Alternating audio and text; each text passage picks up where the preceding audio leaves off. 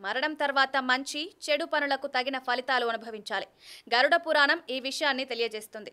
ఇందులో జననం, మరణం, స్వర్గం, నరకం, యమలోకం, పునర్జన్మ, అధోగతి వంటి విషయాలు వివరంగా చెప్పబడ్డాయి.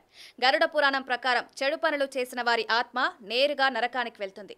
అక్కడ వారికి భయంకరమైన శిక్షలు విధించబడతాయి. ఈ విషయాన్ని వినగానే భయం కలుగుతుంది. గరుడ పురాణం ప్రకారం 16 రకాల నరకాల గురించి వివరంగా చెప్పబడింది. ప్రతి వ్యక్తి తన పాపాలకు అనుగుణంగా శిక్ష అనుభవించాలి.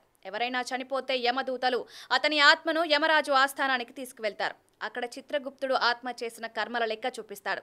ఆత్మకి ఏ శిక్ష విధించాలనే నిర్ణయం కర్మల ప్రకారం తీసుకుంటారు. కాబట్టి జీవితంలో ఎప్పుడూ మంచి పనులు చేయాలి. ఎవరిని మోసం చేయకుండా నిజాయితీగా ఉండాలి. అబద్ధం చెప్పే వారికి నరకంలో ప్రత్యేక శిక్ష ఉంటుంది. ఈ లోకంలో అబద్ధం చెప్పడం వల్ల తప్పించుకోవచ్చేమో గాని మరణం తర్వాత తప్పించుకోవడం అసాధ్యం.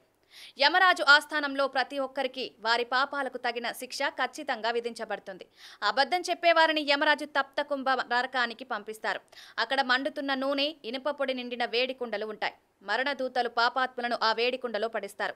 ఈ శిక్ష భయంకరంగా ఉంటుంది. జీవితంలో ఎప్పుడూ మంచి పనులు చేయాలి. ఇతరులకు సహాయం చేయాలి. మోసం, ఇతరులను బాధ పెట్టడం వంటివి చేయకూడదు. గరుడ పురాణం ప్రకారం మనం జీవితాల్లో ఎలాంటి పనులు చేస్తామో వాటి ప్రభావం మరణ తర్వాత కూడా ఉంటుందని చెప్పబడింది.